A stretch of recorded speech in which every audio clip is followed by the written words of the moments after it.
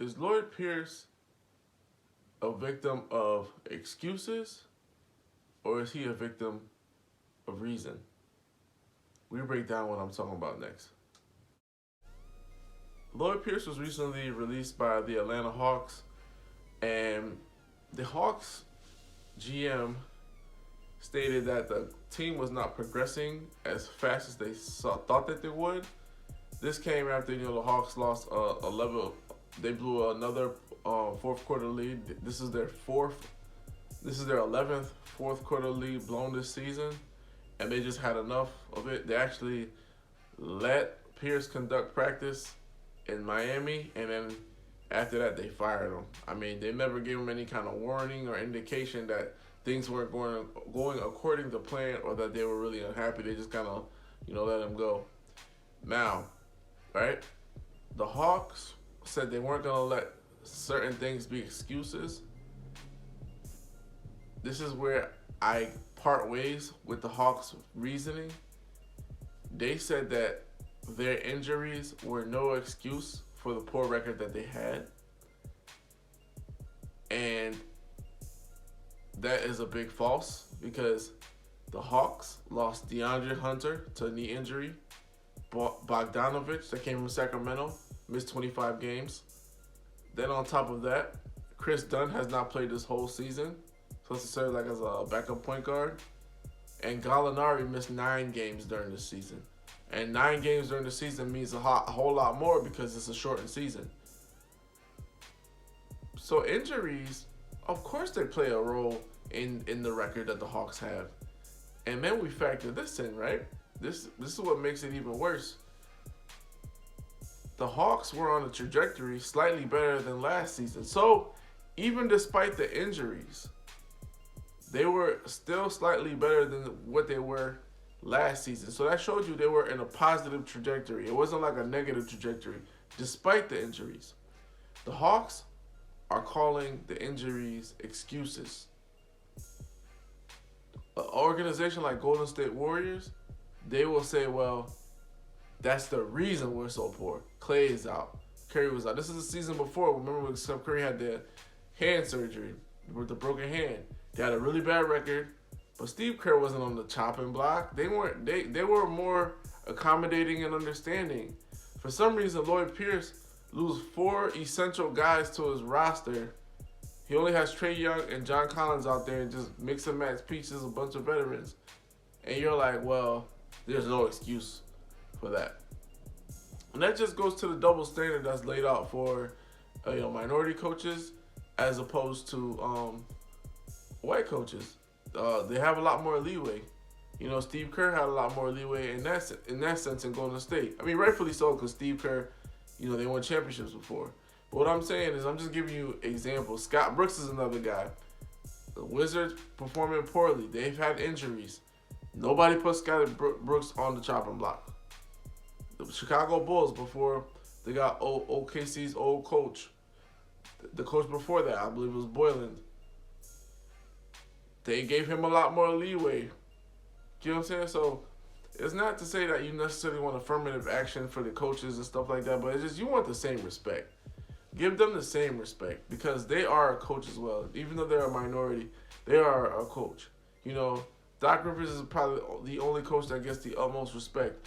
Because even if you look at a Ty Lue, when Tyronn Lue used to coach the Cleveland Cavaliers and they won the championship in Cleveland, all the credit was given to LeBron. Like, Tyronn Lue didn't drop X's and O's. Like, he didn't come up with the plan to muck up the game. Like, he didn't come up with attack Curry on every switch.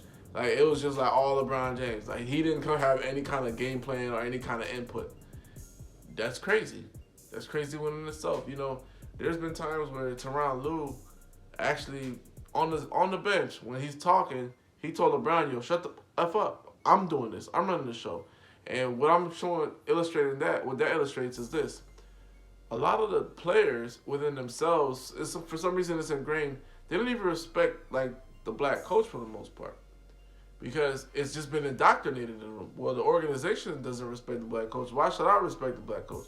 You see this with James Harden when he did the Let James Harden Go tour. The kind of treatment that he gave his coach, essentially, it wasn't set up for success. Even though he wanted to leave, of course, but he directed it. He, by all accounts, he somewhat directed some of that stuff towards his coach because he left his coach in the bind. I'm not. He didn't call his coach. He let his coach know what's going on. I don't have any communication. What kind of stuff is that? Even if you could just call a coach and say, hey, it's nothing against you. I don't want to be with the organization. Whatever you need me to do, I'll help you. But let's work in tandem to get me out of here. He made it where Paul Silas, basically had a bad hand to start with, and that's what I'm saying. It's just like the level of respect is not always there for people that look, just like them. And, what they're looking at is they're mirroring ownership. Ownership doesn't respect the coaches. So the players are like, I hold more weight than a coach for number one, and then a black coach. Please forget it. And that's why the Hawks lost those 11 fourth quarter leads. They're not listening to Lloyd Pierce in the game plan. If Lloyd Pierce is getting them where they need to be, and they have 11 fourth quarter leads, you should look at it the other way. We've had a bunch of leads, we're losing them. So we're almost there. We're almost to where we need to learn how to win. Instead, they fire the guy. And a lot of other coaches would have a lot more leeway.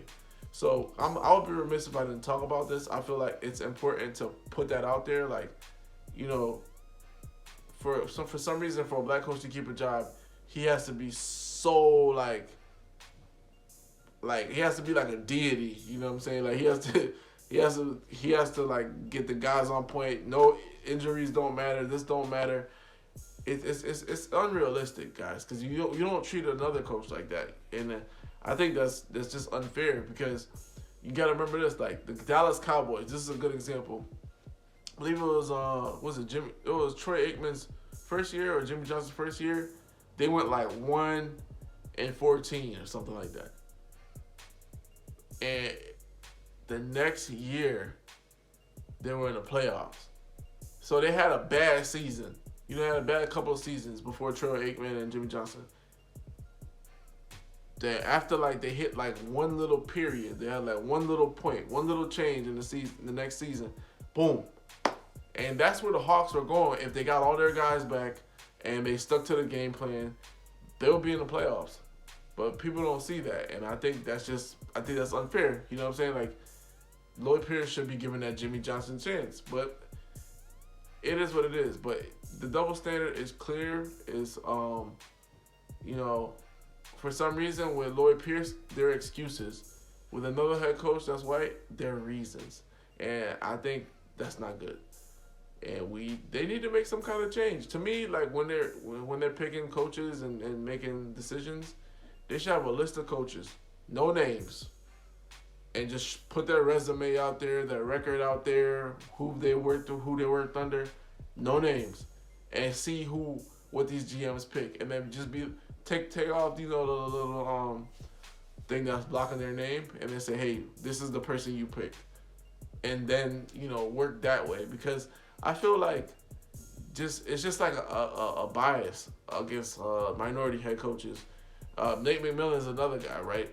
He has a over 500 record, and there's coaches with a worse record than he does, less experience than he has, and he doesn't have a job. I mean, he's stepping in for Lloyd Pierce, but that's what I'm trying to tell you guys. There's head coaches that are good black head coaches. They just don't give them a chance, and I don't. We know what it is, but that needs to change. Hoops Junction, Hoops meets Hoopla. Like, comment, subscribe.